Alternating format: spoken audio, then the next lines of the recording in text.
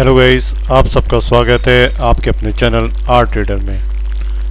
तो गाइस देखते हैं कि हम लोगों ने निफ्टी, बैंक निफ्टी और कुछ स्टॉक्स के पे आपके साथ में कुछ डिस्कशन किया था प्रीवियस वीडियो के अंदर।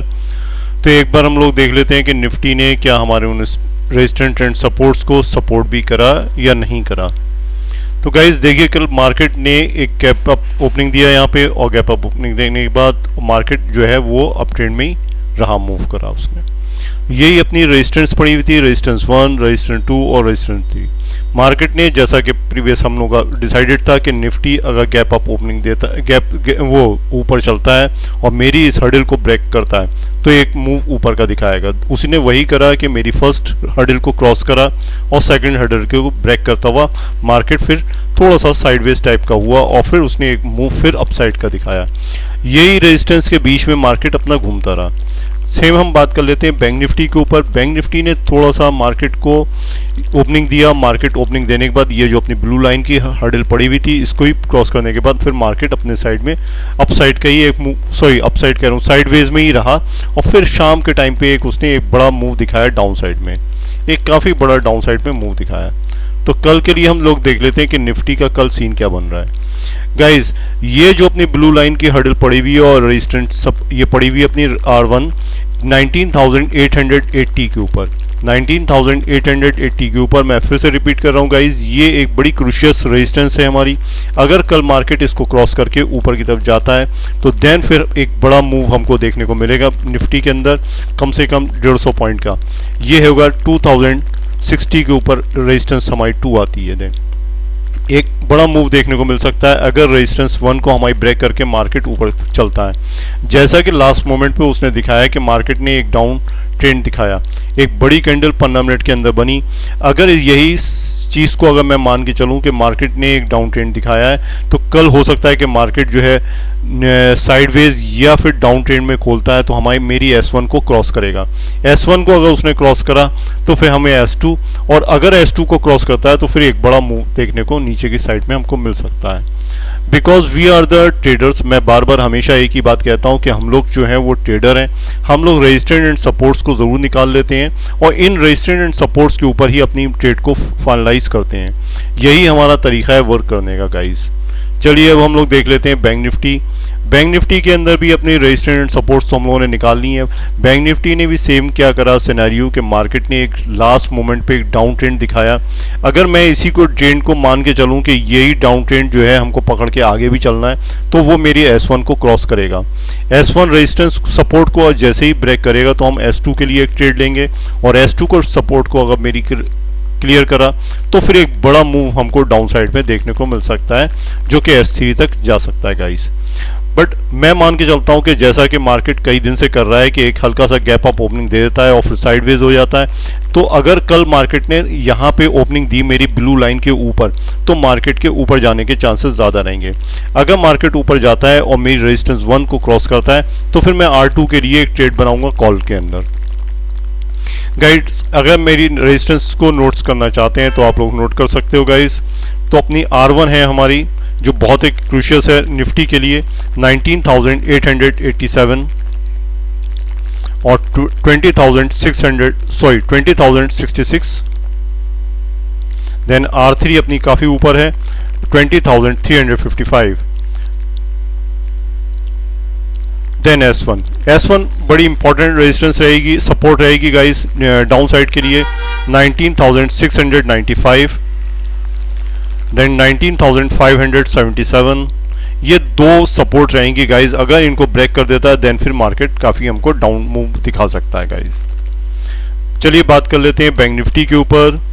बैंक निफ्टी के अंदर भी रेजिस्टेंस 1 जो है बड़ी इंपॉर्टेंट रेजिस्टेंस आएगी जो कि है 44,450 के ऊपर, और R2 है हमारी 44,658 के ऊपर। देन R3 रहेगी 45,030 पे, 45,030 पे। देन अगर मैं बात कर लेता हूं सपोर्ट 1 की, तो सपोर्ट 1 रहेगी अपनी 44,056। सपोर्ट 2 रहेगी हमारी 43,853। देन S3 काफी नीचे रहेगी अपनी 43,502। तो ये अपनी रेजिस्टेंस एंड सपोर्ट्स रहेंगी गाइस। चलिए गाइस एक बार हम लोग देख लेते हैं कल हम लोगों ने कुछ स्टॉक्स अच्छे निकाले थे तो उनमें क्या रहा गाइस।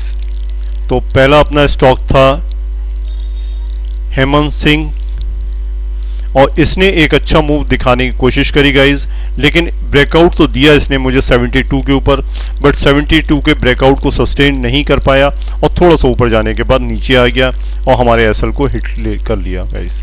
मैंने 2 ही पॉइंट का इसमें एसएल लगाया था जिसे इसने टच कर लिया गाइस। अगर ये कल मुझको फिर से ब्रेकआउट देता है 72 का तो कल मैं फिर से इसके अंदर एंट्री बना लूंगा 72 के ऊपर। 2 पॉइंट का आज इसने मेरा ऐसा लिया गया, मूव दिया था इसने ऊपर 3 पॉइंट तक का 2 पॉइंट का मूव दे दिया था ऊपर, बट इतनी जल्दी हम एग्जिट हो नहीं पाए थे।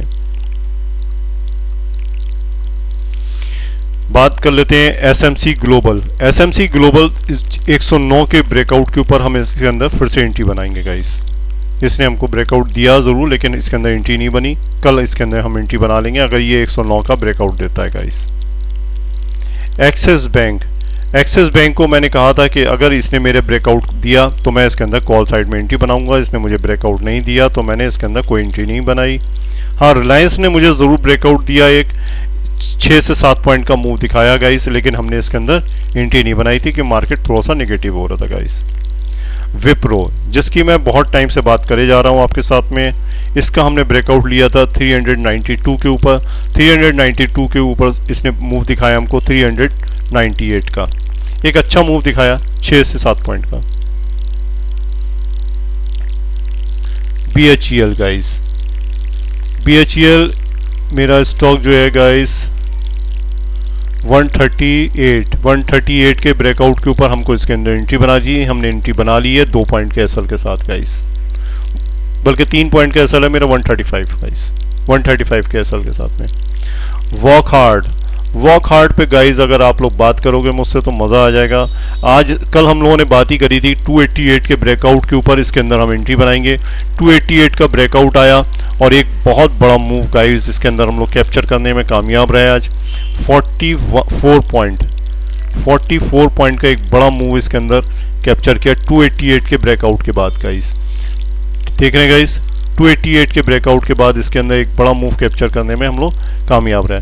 मैं फिर से बोल रहा हूँ गाइस, अगर 332 का कल फिर से ब्रेकआउट आता है तो इसके अंदर एक और एंट्री बनाएंगे गाइस, और 353 के टारगेट के लिए 353 के टारगेट के लिए कल से फिर एंट्री बनाएंगे अगर 332 का ब्रेकआउट आया वॉक हार्ड में। Apollo tyre guys, Apollo tyre बिल्कुल मेरे ब्रेकआउट के ऊपर ही बैठा हुआ है गाइस। देखें 429 और 429 के ब्रेकआउट आते ही इसके अंदर गाइस हमारी एंट्री बन जाएगी गाइस अगेन।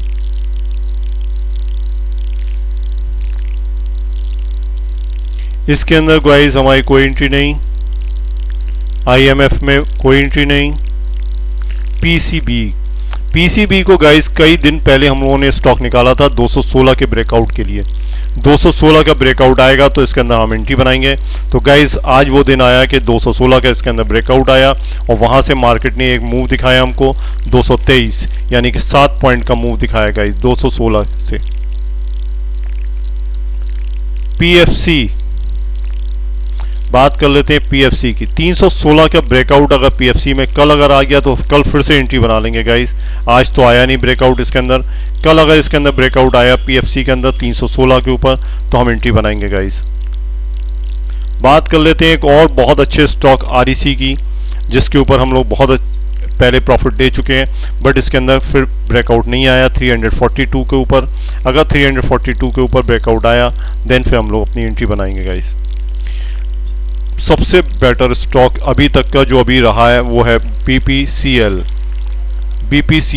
इसमें 392 के ऊपर ब्रेकआउट के ऊपर हमने कल एंट्री बनानी थी गाइस। पहले भी हम एंट्री बना चुके हैं, 29 पॉइंट्स ले चुके हैं, फिर 388 से फिर 392 और 392 से फिर हमने कल कहा था कि ब्रेकआउट अगर आता है तो फिर से एंट्री बनाएंगे, और 392 से ही आज गया मार्केट में 401 तक गया गाइस। तो कितने पॉइंट्स हो जाते हैं गाइस? 9 पॉइंट्स हो जाते हैं गाइस। 9 पॉइंट का एक अच्छा मूव मिल गया। और जो लोग होल्ड कर रहे हैं गाइस वो अपने स्टॉप लॉस को मेंटेन करके होल्ड करते रहें, और जिनको फ्रेश एंट्री बनानी है गाइस तो 401 के बाद आप फ्रेश एंट्री हम ले सकते हैं गाइस। इसके अंदर 401 का अगर ब्रेकआउट आता है तो एक बार फिर से एंट्री बना सकते हैं BPCL के अंदर गाइस। एनटीपीसी, कल ही मैंने कहा था कि एनटीपीसी के ऊपर कोई नया ब्रेकआउट आएगा गाइस, तो हम लोग फिर बात कर लेंगे। तो ये नया ब्रेकआउट की सर रहेगा अपना कि कल अगर इसमें के अंदर नया ब्रेकआउट अगर हमको मिला 354 के ऊपर, तो हम लोग इसके अंदर 254 के ऊपर, तो इसके अंदर हम लोग एंट्री बना लेंगे गाइस। 254 के ब्रेकआउट के ऊपर हम लोग फिर से अगेन एंट्री बना लेंगे गाइस। पावर ग्रिड में एक अच्छा मूव मिल चुका है गाइस, और अब इसके अंदर कोई ऐसा मूव नहीं दिखाई दे रहा है जो इसके अंदर हम लोग एक अच्छी एंट्री ले सकें। कोल इंडिया के अंदर हमको एंट्री नहीं मिली, 350 पे हमने इसको लिया था, 350 के ऊपर ब्रेकआउट आएगा तो इसके अंदर हम एंट्री बनाएंगे, बट कोई एंट्री नहीं बनाई गाइस। ओएनजीसी एक फिर बेटर स्टॉक, बहुत बढ़िया स्टॉक है गाइस, 196 के ब्रेकआउट के ऊपर से, और फिर इसने एक अच्छा मूव हमको दिखा दिया गाइस 202। तो कितने पॉइंट्स हुए, 4 और 2 6 पॉइंट्स का फिर मूव मिला। और गाइस अगर फिर कोई अगर इसके अंदर एंट्री बनाना चाहता है हमारे साथ में नेक्स्ट एंट्री, तो फिर 203 के ऊपर हम एंट्री बना सकते हैं गाइस। 203 के ऊपर ब्रेकआउट के ऊपर हम फिर से एंट्री बना सकते हैं ओएनजीसी के अंदर। चलिए गाइस, ये तो हो गए हमारे पुराने स्टॉक्स जिनकी हम बात कर रहे थे। अब कुछ हम लोग नए स्टॉक्स के बारे में देख लेते हैं गाइस। ऑयल इंडिया गाइस एक नया स्टॉक है गाइस, और बहुत अच्छा स्टॉक है, सब जानते हैं ऑयल इंडिया को। 324 के ब्रेकआउट के ऊपर इसके अंदर एंट्री बनाऊंगा, टारगेट रहेगा मेरा 332। 3 से 4 पॉइंट का स्टॉप लॉस, 3 से 4 पॉइंट का स्टॉप लॉस OIL के अंदर।